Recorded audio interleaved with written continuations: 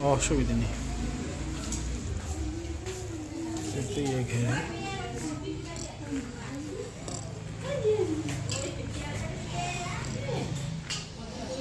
नमस्कार बंधुरा আপনাদের সবাইকে স্বাগত জানাই মায়াপুর ইসকন থেকে। তো বন্ধুরা একটা আপডেট হলো, ইন্টারনেট পরিষেবা মায়াপুর ইসকনে খুবই খারাপ ছিল। কারণ আপনি বলুন জিও বলুন এয়ারটেল ভোডাফোন বলুন খুব একটা কিন্তু পাওয়ারফুল ইন্টারনেট কিন্তু দিত না। কিন্তু বেশ কিছুদিন হয় আপনার জিওতে যে 5G পরিষেবা সেটাও মায়াপুরে চালু হয়েছে এবং লেটেস্ট আপডেট হলো ব্রডব্যান্ড পরিষেবা যা জিও ফাইবার যেটা সেটাও কিন্তু চালু হয়েছে। তো আপনারা দেখতে পাচ্ছেন আমি এই মুহূর্তে মায়াপুর ইসকনেই আছি। তো ইসকনের বাড়ি এই হলো ইসকন মন্দির, তো একদম কাছেই মন্দির। তো মাঝখানে এই এরিয়াটা হলো ইসকনের আন্ডারে আছে। এখানে যে বাড়িগুলো দেখতে পাচ্ছেন যারা ওখানে কর্মচারীরা কাজ করে তাদের এখানে থাকার ব্যবস্থা রয়েছে। এই হলো আপনারা যখন আসেন তখন এখানে পার্কিং হয়, যে সমস্ত অনুষ্ঠানে পার্কিং হয়। এই সময় যে সমস্ত ঘাসগুলো আসে সেগুলো ইসকনের যে সমস্ত গরুরা আছে তাদের খাওয়ার জন্যই আছে। তো এই দেখতে পাচ্ছেন বাড়ি বিশাল বড় বাড়ি, এটা দোতলা উপরে আছে। তো এখানে অনেকগুলো ঘর আছে। তো রিসেন্টলি এখানে দেখতে পাচ্ছেন কতগুলো ঘর রয়েছে। তো বিশাল এরিয়া জুড়ে এখানে জিও ফাইবার যেটা নেওয়া হয়েছে। এর আগে কিন্তু নেট স্পিড খুবই কম হতো। তো নেট স্পিড আসার কারণে এখন ফাইবার যেহেতু অলরেডি চালু হয়েছে, তো এখানে জিও ফাইবার নেওয়া হয়েছে এবং দোতলায় আছে। আমি আপনাদের দেখাবো যে জিও ফাইবারের নেট স্পিড কেমন আর মায়াপুরে এখন কীরকম কী স্পিড পাওয়া যাচ্ছে। এর আগে খুবই কম স্পিড আসতো, এখন 5G পরিষেবাও চালু হয়েছে এবং জিও ফাইবারও চালু হয়েছে। তো চলুন আমি নিচে গিয়ে দেখাই কোনখানে এই পজিশনটা রাখা হয়েছে, দোতলায়, একতলায় এবং ছাদে কীরকম কী স্পিড পাওয়া যাচ্ছে সব কিছুই আপনাদের দেখাবো। তো পিছনে আপনারা দেখতে পাচ্ছেন ইসকন মন্দির। তো চলুন বন্ধুরা নিচে যাই, মোটামুটি চেষ্টা করবো যে ভিডিওটা আনকাট করারই।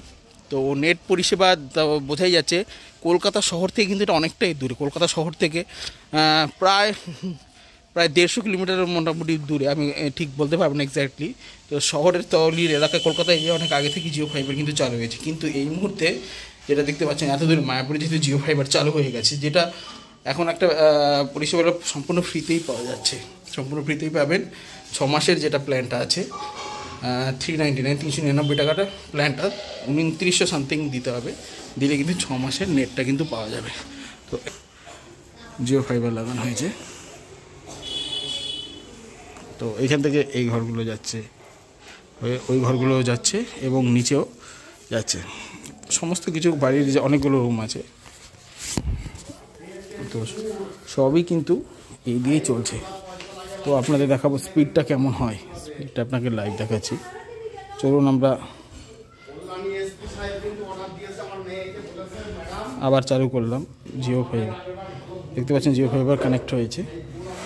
এটা 30 Mbps প্ল্যান, 2900 টাকার যেটা প্ল্যানটা, যেটা নিলে আপনি 6 মাসে রিচার্জ করলেই কিন্তু আপনি এটা ফ্রি পেয়ে যাবেন।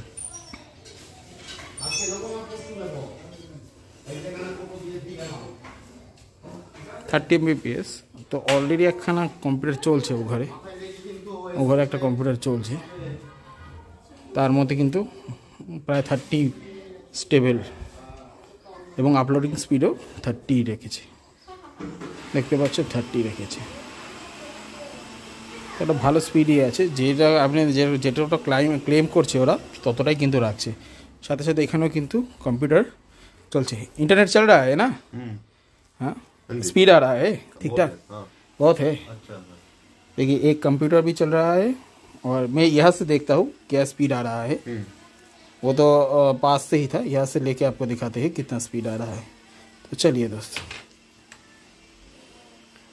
30 स्टेबल है। तो एक कंप्यूटर भी चल रहा है फिर भी ये 30 आ रहा है। तो अब আমরা দেখবো যে আরেকটু দূরে গিয়ে দেখবো। চলুন তাহলে একটু দূরে চলে যাওয়া যাক। দেখতে পাচ্ছেন 33। এবার এখান থেকে আরেকটু দূরে যাব, দেখবো দূরে কতটা আসছে।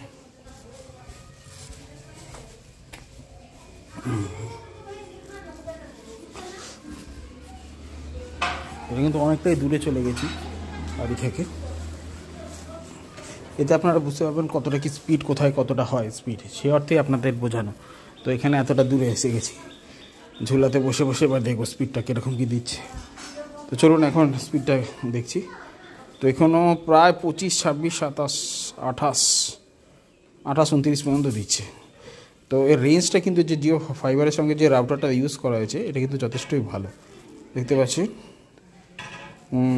28।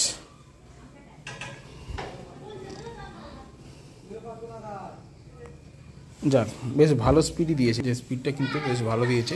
আর এখান থেকে অনেকটা দূরে আমি চলে এসেছি, বা এটা এল শেপ টাইপের আছে।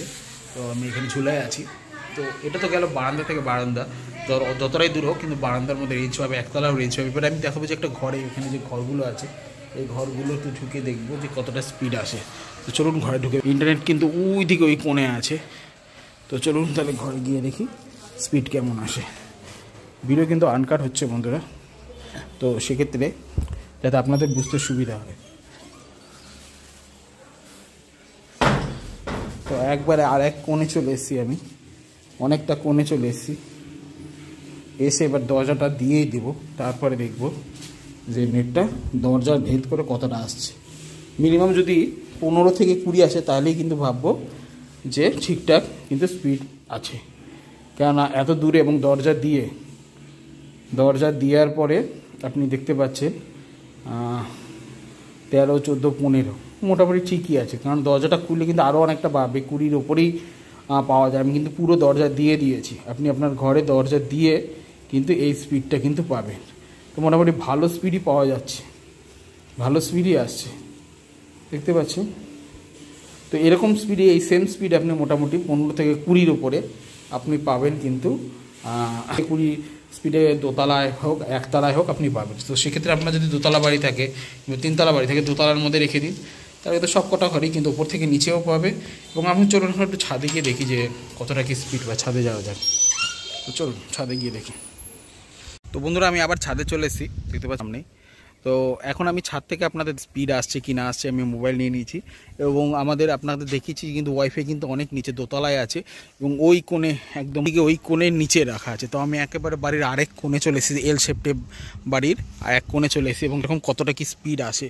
তো আমার নিজের মোবাইল, তো আলোর কারণে আপনাকে ফোকাস কতটা কি করতে পারছি। ধরুন এই ছায়া, চলুন এবার আশা করি আপনি দেখতে পাচ্ছেন।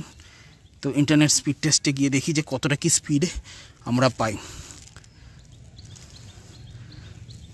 তো বন্ধুরা দেখতে পাচ্ছেন 12, 13, 14 কিন্তু 15-র কাছাকাছি কিন্তু স্পিড আসছে। অলরেডি নিচে একটা কম্পিউটার চলছে, আরও 2-3টে ডিভাইস কিন্তু কানেক্টেড আছে, এবং এতটা দূর থেকে কিন্তু আমি দেখতে পাচ্ছি 17-র কাছাকাছি আপনি দেখতে পাচ্ছেন বন্ধুরা।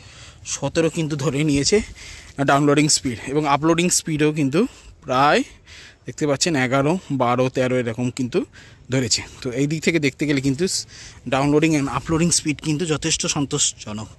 তো এটার যে প্রশ্নটা হয়, আমরা কি যারা ব্রডব্যান্ড জিও লাগাবেন, যে জিওর স্পিড কিন্তু বেশি নয়। জিওর আপনারা লোকাল যেগুলো আমরা ইউজ করতে পারি, যেমন অ্যালায়েন্স করি, সেগুলো তো 70-80 কিন্তু এসে যায়। কিন্তু জিওর ক্ষেত্রে কিন্তু 30 Mbps যেটা বেস প্ল্যান, যেটা শুরু হয় 399 যেটা বেস প্ল্যান, সেটা কিন্তু 399 টাকা থেকে শুরু হচ্ছে। এবং এতে আমাদের প্রশ্ন হলো যে আমাদের বাড়িতে যদি 7-8টা ডিভাইস থাকে একসঙ্গে, মোবাইল, কম্পিউটার, টিভি, ল্যাপটপ, 2-3টে ফ্যামিলি থাকে, তারা কি যথেষ্ট এটা ইউজ করার ক্ষেত্রে? তো প্রশ্ন হলো হ্যাঁ, যথেষ্টই। কেননা 30 Mbps কম স্পিড নয়। আপনি মোবাইল তো আরামসে 7-8টা মোবাইল কিন্তু ইজিলি ইউজ করতে পারবেন, এর সঙ্গে কম্পিউটারও কিন্তু ইউজ করতে পারবেন। হ্যাঁ, আপনার যদি কাজ যদি খুবই হাই স্পিডের কিছু কাজ থাকে, আপনি যদি মোবাইলে কম্পিউটারে গেম খেলেন, যেগুলো ইন্টারনেট বেশি প্রয়োজন হয়, সেক্ষেত্রে আপনি আরও হায়ার ভেরিয়েন্ট আপনি ইউজ করতেই পারেন। কিন্তু নর্মালি আমি যেটা দেখেছি আমাদের ক্ষেত্রে কিন্তু এই 30 Mbps প্ল্যান কিন্তু যথেষ্টই কার্যকরী হয়েছে। এবার এটার একটা সুবিধা হলো এই, যেটার প্রাইসটা অনেকটা কম, এবং প্রথম যে 6 মাসের যেটা সামথিং 2700 কি 2800 পড়েছিল, 399-কে আপনি 6 দিয়ে যদি গুণ করেন তাহলে 400, 4 7 8, 4 6 24, 2400 প্লাস 18% জিএসটি, মানে 2700 কি 2800 টাকার মতো পড়েছিল। আমি স্ক্রিনে দিয়ে দেবো, এই মুহূর্তে আমার মনে পড়ছে না কতটা পড়েছিল। তো এই 6 মাসের কিন্তু আপনি রিচার্জ করলেই, 6 মাসের যে রিচার্জটা একবার করিয়ে নিলে আপনাকে কানেকশন থেকে শুরু করে রাউটার ফাউটার সমস্ত কিছু ফ্রিতে দেবে। এটা কিন্তু আমি অ্যালায়েন্সের ক্ষেত্রে পাইনি। অ্যালায়েন্স এরা কিন্তু ভালোই চার্জ করছিল কানেকশন দেওয়ার জন্য 2000 টাকা, তারপর রাউটার ফাউটার নিয়ে কিন্তু 3 থেকে 4000 টাকা তারের জন্য খরচ চাইছিল, অনেক দূর, একটু দূরে হলে তারের খরচ চাইছিল, অনেক ঝামেলা। আপনার এলাকায় যদি জিও ফাইবার চলে আসে, কোনো রকম চিন্তা করবেন না, সাথে সাথে জিও ফাইবার নিয়ে নেবেন। আপনি অন্য কিছু ব্যাপারে আর ভাবার কোনো প্রয়োজন নেই। সাথে সাথে একটা মোবাইল নাম্বারও কিন্তু রিচার্জ পাবেন, কেন সঙ্গে কানেকশান একটা ফ্রি পাবেন। তো তার সাথে আপনি যদি ল্যান্ডলাইন ইউজ করতে চান, তা ল্যান্ডলাইনের জ্যাকে ঢুকিয়ে কিন্তু ল্যান্ডলাইন ইউজ করতে পারেন। কিংবা জিও কলস যে ফিচার্সটা আছে অ্যাপটা ইনস্টল করে কিন্তু আপনার যে কোনো মোবাইলে বাড়ির এরিয়ার মধ্যে রেঞ্জের মধ্যে আপনি কিন্তু একটা নাম্বার থেকে কলিংও করতে পারবেন। তো সেটা মোবাইল হলেই ভালো, আপনাকে আর ল্যান্ডফোন কেনার কোনো প্রয়োজন নেই। যদি ল্যান্ডফোন কিনতে চান তাহলে একটা ল্যান্ডফোন কিনে নেবেন, 500-600 অনলাইনে প্রচুর পাওয়া যায়, আমি লিঙ্ক দিয়ে দেবো। তো সেখান থেকে একটা কিনে নিয়ে ওটা জ্যাকে গুঁজে দিলে কিন্তু ওটা ল্যান্ডলাইন হয়ে গেল। আর যদি সেটা না প্রয়োজন হয় অ্যাপটা ইনস্টল করে নেবেন জিও কলসের যেটা আছে, তো সেই কলসটা ইউজ করে একটা নাম্বার কিন্তু আপনার বাড়িতে লোক থাকে, মা বাবা থাকে, তাদের এই ফোনটা দিয়ে দেবেন, সে বাড়ির মধ্যে যারা আছে তারা কিন্তু ওই কল দিয়ে কলিংও করতে পারবে, আনলিমিটেড কলিং, ঠিক আছে, তাতে কোনো সমস্যা নেই, আনলিমিটেড কলিং করতে পারবে, ইনকামিং আউটগোয়িং সমস্ত কিছু কিন্তু ফ্রি পাবে। তো এটাও কিন্তু ফিচার আছে, এটা কিন্তু অন্যান্য কোম্পানিরা কিন্তু এটা দেবে না, লোকাল যেগুলো ব্রডব্যান্ড আছে তারা কিন্তু দেবে না। তো সেক্ষেত্রে বলতে গেলে জিও যে ব্রডব্যান্ড এটা কিন্তু অত্যন্ত হেল্পফুল হবে। এখনও আপনার জিও 5G ফ্রি পাচ্ছেন ঠিকই, কিন্তু আজ না হয় কাল এটা কিন্তু জিও 5G বন্ধ হয়ে যাবে, তখন কিন্তু ব্রডব্যান্ডই আপনাকে নিতে হতে পারে। সেক্ষেত্রে আমরা ব্রডব্যান্ড আগে থেকে নিয়ে নিচ্ছি খুব শীঘ্রই কিন্তু 5G কিন্তু বন্ধ হতে চলেছে। আর অত্যন্ত কিন্তু হেল্পফুলই হয়েছে। তো বন্ধুরা ভিডিওটা কেমন লাগলো, আপনাদের যদি কোনো জিজ্ঞাসা থাকে আপনারা অবশ্যই জানাবেন। বন্ধুরা সবাই ভালো থাকবেন, টাটা।